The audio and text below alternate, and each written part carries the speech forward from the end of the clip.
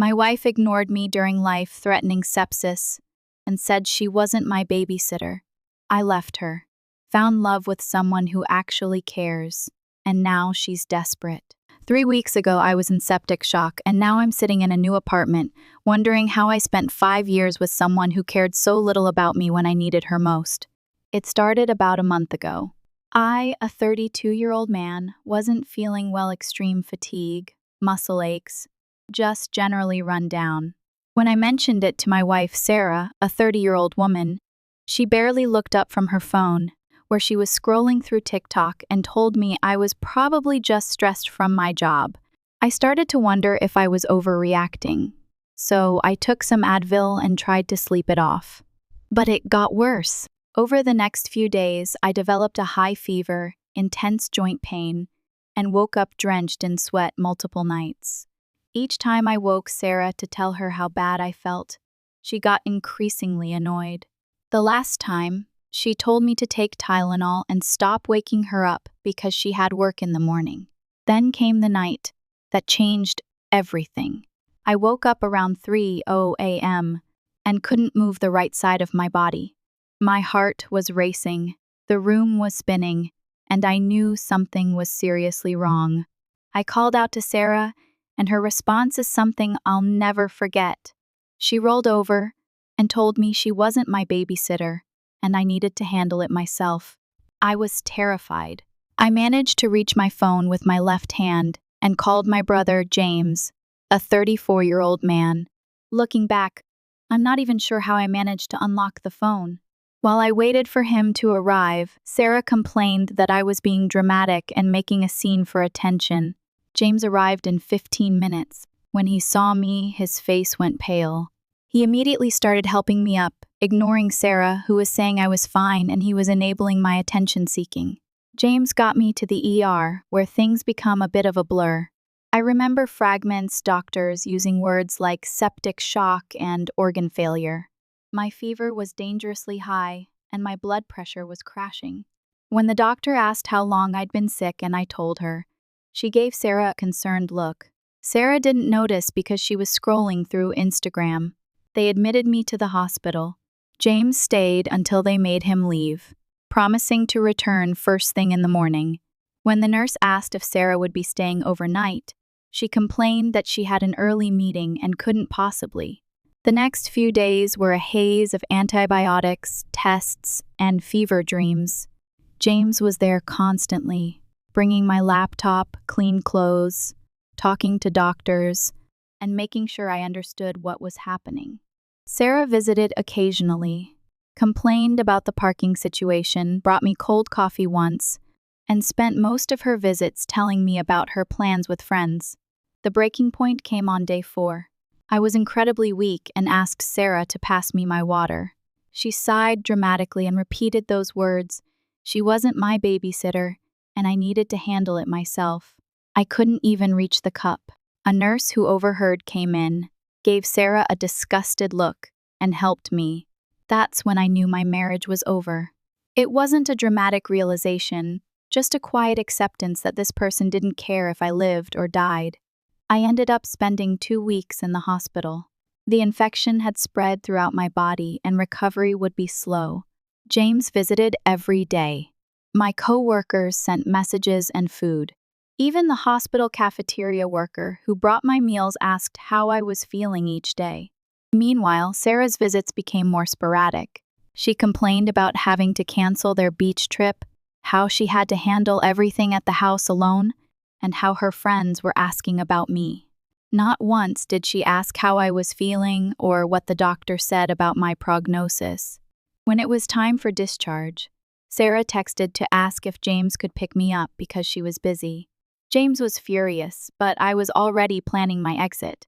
During the drive home, I realized I'd been ignoring red flags for years, how Sarah always dismissed my feelings, how any illness or injury was met with annoyance rather than concern, how she'd leave me to manage on my own during previous health scares.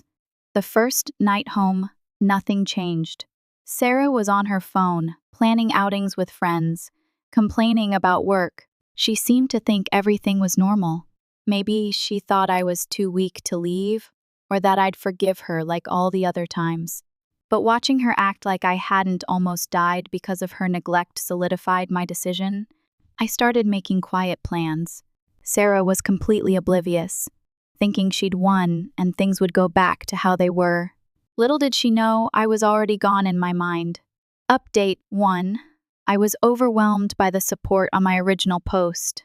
Reading your comments made me feel less crazy about my decision to leave.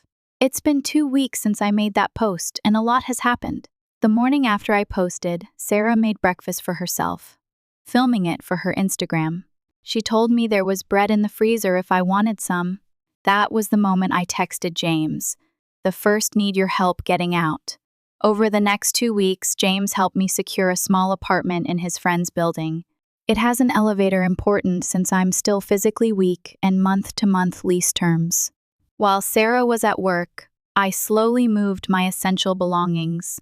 James helped me move clothes, important documents, and a few personal items. The toughest part was acting normal at home, pretending I wasn't planning to disappear. Sarah remained completely self-absorbed. She even planned a girls' weekend, asking if I'd be okay by myself. While she talked about her trip, I was mentally checking items off my escape list. Separate bank accounts, cancel joint credit cards, forward mail. During those 2 weeks, I noticed so many things that reinforced my decision. I found my hospital discharge papers crumpled in the trash. When I asked Sarah to pick up my prescription, she sighed and said she wasn't my nurse.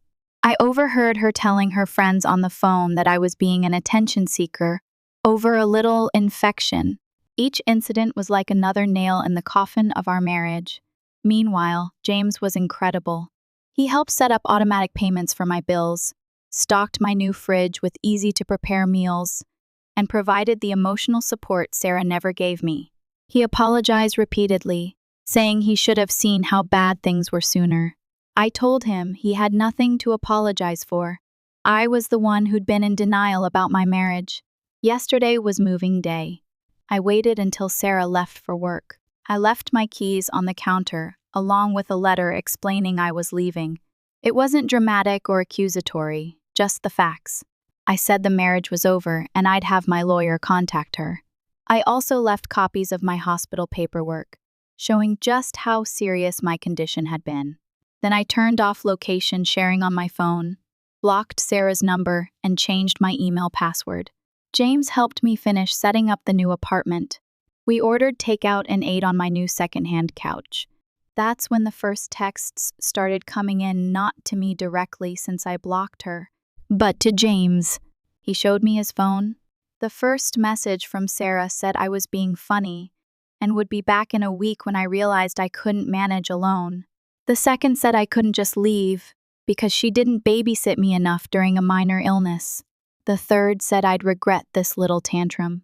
James asked if I wanted to respond. I didn't. This morning, I woke up to an email from Sarah. I forgot to block her work email. She wrote that I was embarrassing both of us with this childish behavior. She said I should come home and we could forget this ever happened. I didn't respond. Instead, I went to my first therapy appointment, something James encouraged.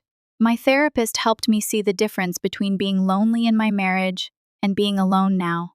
With Sarah, I was constantly lonely, even with her physically present.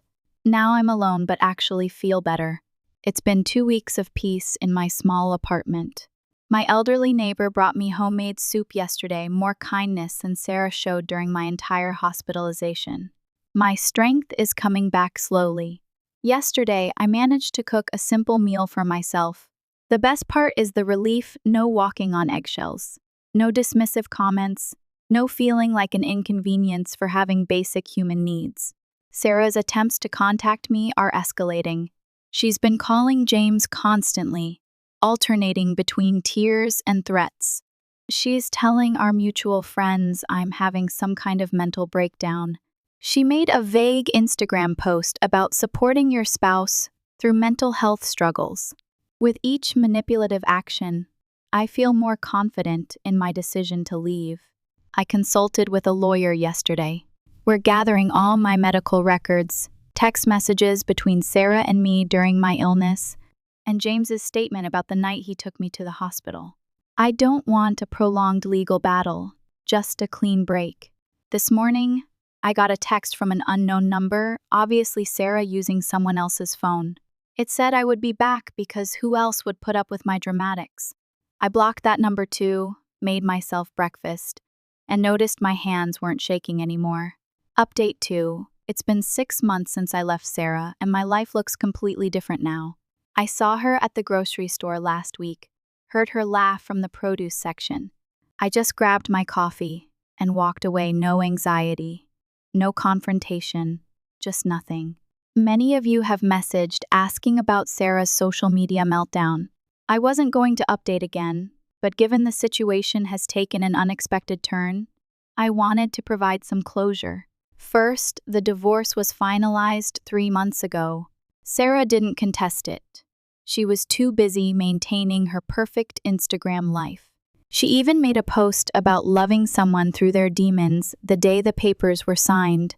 Meanwhile, I'm still dealing with the physical aftermath of the sepsis, lingering fatigue, occasional joint pain, and brain fog. The difference is, now I listen to my body instead of having someone tell me I'm being dramatic. I started physical therapy and joined a support group for sepsis survivors. That's where I met Lily, a 33-year-old woman. We literally bumped into each other in my apartment building. She was coming from a grief counseling session, and I was heading to physical therapy. I dropped my water bottle, she picked it up, and we started talking. Turns out her husband died from an infection 2 years ago. He wasn't diagnosed quickly enough. We got coffee and talked about recovery, about adapting to life after everything changes. I wasn't looking for romance, honestly. Dating was the furthest thing from my mind, but Lily understood something that few people do, the frustration of an invisible illness where you look fine on the outside, but your body is still recovering. We started meeting regularly, sharing articles about recovery, recommending books. While Lily and I were building our friendship, cracks started appearing in Sarah's perfect life. Her friends began reaching out to me one by one. They'd heard Sarah's version of events, that I had a minor infection, overreacted, and abandoned her, but they'd also seen the medical records I left, the texts Sarah sent during my illness, and, in one case, security footage from the hospital showing Sarah on her phone while doctors were explaining my critical condition. The real turning point came when Sarah's friend group discovered she'd lied about taking care of me. She claimed she took time off work to nurse me back to health, but her spa weekend social media posts from that exact weekend told a different story. Her boyfriend, yes, she moved on, quickly found some old messages, and reached out to me, asking for the truth. I directed him to my medical records, and he apologized for not believing me sooner. As Sarah's social circle collapsed, she escalated her attempts to contact me. First, her mom called James, then her sister, and finally, Sarah herself. The tone had changed now. It wasn't about how unstable I was, but about how she was struggling and needed to talk to me. James shut it down with one sentence. So was my brother when he was dying, and Sarah didn't care then. Meanwhile, my life improved steadily. I got promoted at work to a position that's less physically demanding but more mentally rewarding. My team brought cupcakes to celebrate. That evening, Lily surprised me with dinner at my apartment. We both insisted it wasn't a date, but something shifted between us that night. The next day, Sarah showed up at my office. She'd lost weight, her makeup was smudged, and she was clutching old photos of us. Security stopped her in the lobby. I saw her through the glass doors, but instead of feeling anything, I just took the back exit and texted my therapist. His response was perfect. It's okay to feel nothing for someone who showed you exactly who they were when you needed them most. Sometimes that's healthier than feeling too much. My biggest concern that day wasn't Sarah, it was being late for coffee with Lily. We had support group that evening, and during a break, Lily and I shared a look that said everything. After the meeting, she asked if I wanted to give away dinner instead of coffee next time. I said yes. Later that night, I received a text from another unknown number, obviously Sarah. It said she knew I was trying to punish her, but she'd changed and wanted to meet for coffee to talk. Lily saw the message when my phone lit up. She squeezed my hand and said something I'll never forget. Sometimes people don't change, they just get better at their performance. I blocked the number and went to dinner with Lily the next day. We talked about books, places we wanted to travel, and our shared love of documentaries. Lily has this adorable snort laugh that makes me smile every time I hear it. Throughout the evening, more messages came in from Sarah's various friends. She's sorry, she's changed, she needs to talk. I'm just done with that chapter of my life. When I got home that night, Lily had sent me a link to a documentary she thought I'd enjoy. No manipulation, no guilt, no games, just a genuine connection with someone who sees me as I am, not as an inconvenience. Update 3 final. It's been over a year since I left Sarah, and I never expected to write another update. But last week, everything came to a head in such a public way that I feel I need to share the conclusion to this story. Lily and I organized a charity gala for sepsis awareness and survivor support through our support group. It was a major event with local medical professionals, survivors, and donors. Somehow, Sarah found out about it. Some background: Lily and I got engaged 2 months ago. It was quiet, private, just the two of us, and later a small dinner with James and a few close friends. We didn't post about it on social media. Somehow, Sarah discovered this too, and the messages started again. I couldn't be serious. Lily was just a rebound. We needed to talk. I kept blocking new numbers. The night of the gala arrived. Lily looked stunning. The event was going perfectly, and I was scheduled to give a speech about my experience. Then Sarah walked in. She'd perfected her remorseful ex-wife image: understated dress, minimal makeup applied to look, vulnerable, sad smile, teary eyes. I was at the podium, about to share my story, when I saw her in the audience, dabbing at her eyes. In that moment, I decided enough was enough. I told the full story: the paralysis, begging for help, being told to handle it myself, the hospital neglect while she was on TikTok, the security footage, the texts, the accusations that I was having a mental breakdown. The room went completely silent. Sarah's performance faltered. Then I played the audio recordings. After I was discharged from the hospital, James suggested I record interactions with Sarah in case she tried to twist the narrative later. One recording captured me struggling to breathe while Sarah scrolled through her phone in the background. Sarah tried to leave, but her new friends blocked her path. They wanted answers.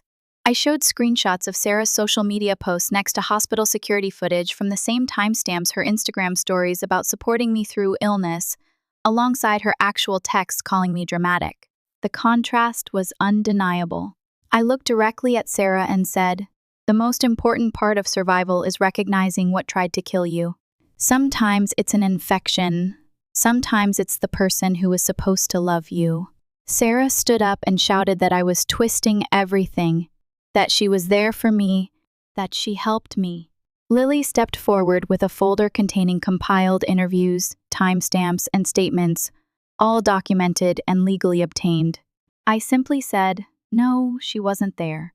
But everyone here now knows exactly where she was." The audience reaction shifted from initial sympathy for Sarah to growing unease, then shock, and finally disgust. People began whispering.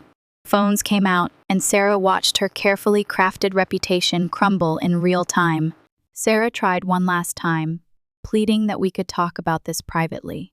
I asked her if she meant like how she wanted to talk when I was dying. Her boyfriend walked out. Her friends turned away. The charity board members avoided eye contact. I announced that Lily and I were starting a new program for survivors who had been abandoned by partners during their illness. We called it the Handle It Yourself Foundation, a bit of dark humor. Sarah ran out crying. Her social media accounts went dark that night. The aftermath was unexpected. Hundreds of messages poured in from other survivors sharing similar stories, offering to testify about partner abandonment during illness, wanting to contribute to the foundation. Sarah's attempt to silence me had the opposite effect. It amplified the voices she tried to suppress. That night, Lily squeezed my hand and said something profound. You know what's better than revenge? Truth. I agreed. I never schemed for revenge. I just waited for Sarah's lies to create the weapon of her own undoing. And that weapon was the truth. Our foundation launches next month. We're partnering with hospitals to provide support for patients whose partners abandoned them during serious illness. We're creating pamphlets outlining the warning signs I missed in my relationship with Sarah. We're establishing support groups that validate the experiences Sarah dismissed. My near-death experience almost killed me, and Sarah's abandonment almost broke me, but they gave me unexpected gifts, purpose, an understanding partner, and a platform to create change. Lily and I are getting married in the spring. We don't need social media announcements or public declarations. The truth, it turns out, speaks for itself. I no longer flinch when I hear a laugh that sounds like Sarah's. Last week, Lily and I attended another support group meeting, but this time as mentors rather than just participants. I noticed a new member displaying the same anxiety and hesitation I once felt. Sharing my story with him from a position of strength reminded me how far I've come. Sometimes I think about how, if I hadn't gotten sick, if Sarah hadn't shown her true colors, I might have remained trapped in that life. There's an odd sense of gratitude now, not for the pain, but for the clarity it brought.